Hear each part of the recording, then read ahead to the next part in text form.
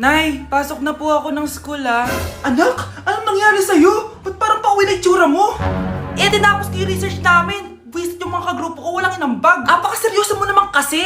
Wala ba sa New Year's resolution mo yung mag-enjoy? Mag-e-enjoy lang ako pag ako yung top 1 sa klase namin. Sana, sa pagiging fresh, top 1 ka din. Che, alis na nga ako. A few moments later. Be, tabi tayo Horay! Guys, tingnan niyo TikTok ni Crystal ang fresh. Wow, pati ba si Crystal ang fresh? Parang hindi siya na-stress nung bakasyon. Anyari sa'yo, be? Epekto ba yung walang jowa? Anong nangyari sa akin? Di ba ginawa ko yung research natin? Yung visit na to? Ha? Di naman kayo nag-aambag, di ba? O, ba't naman nagdadabog ka dyan? Eh, baka gusto mo isumbong kita kay man.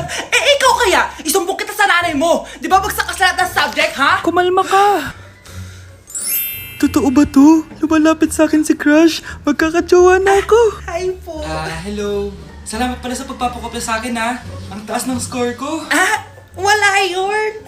Basta ikaw. Matalino ka sana kaso ganyan na tsura mo. Filosofo! Sumbatero!